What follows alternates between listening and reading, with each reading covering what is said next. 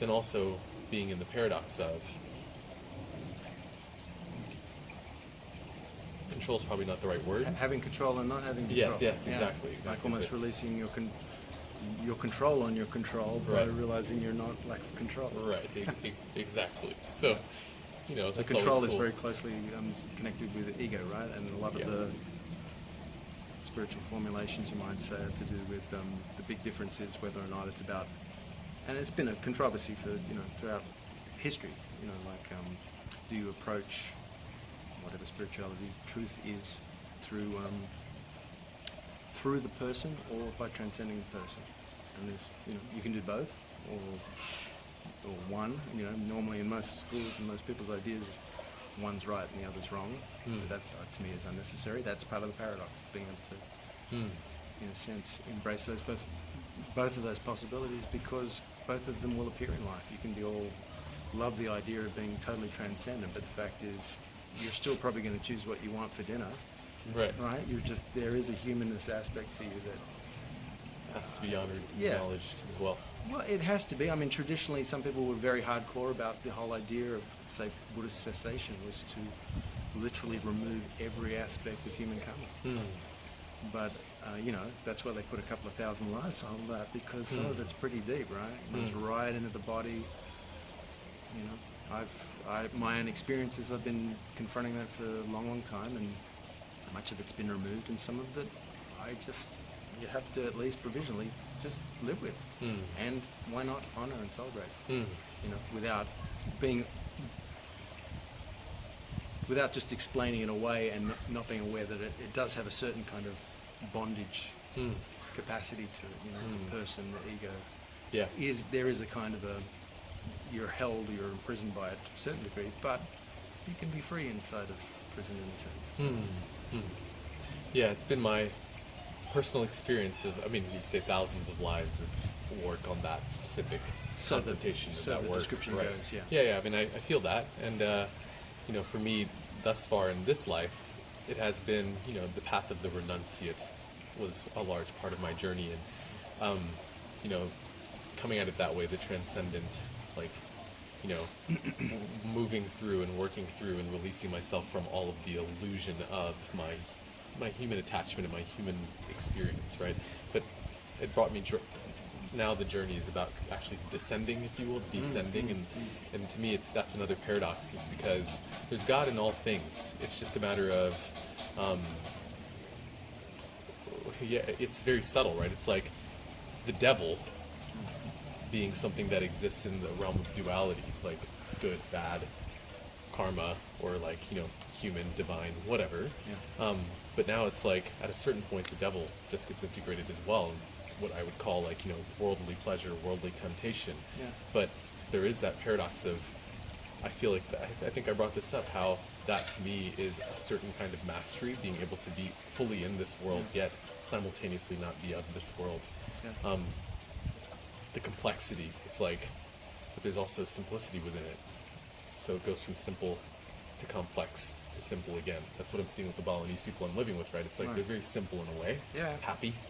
Then you got the Westerners who are very complex, lots of ego, lots of mind, lots of things.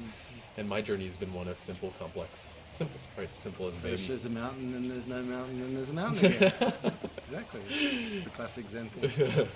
Right. So that's where I find myself now, is the embrace of the humanness is actually the only way to transcend it. Right, and that's the modern perspective in many ways. And as long as that isn't kind of overplayed, then it works pretty well. And that's what New Age is getting at. Yeah.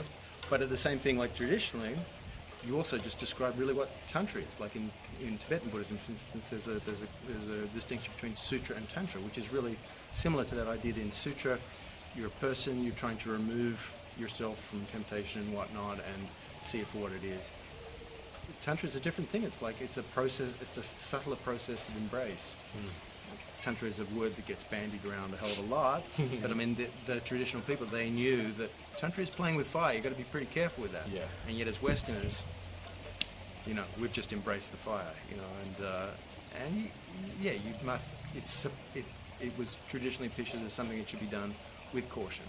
Like, you know, their rituals would be, for instance, to have a little sip of alcohol and a tiny little piece of meat. You know, and we're eating meat 3 times a day, you know, Getting screwing like sloshed. rabbits and, Right. and getting sloshed. And we think it's nothing at all. Right. So, yeah, so as long as we maintain we can hold those two things together, you know, not let our indulgence just explain it away as if it's spiritual, and, you know, which is a very common thing because we're moving in the modern paradigm, which so forgives that.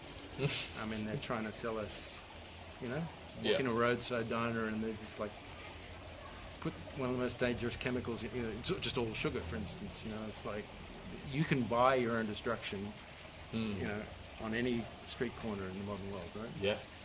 So, because we're interested in what the past has left us, which I think is a key for us as individuals and for the world, actually, in truth.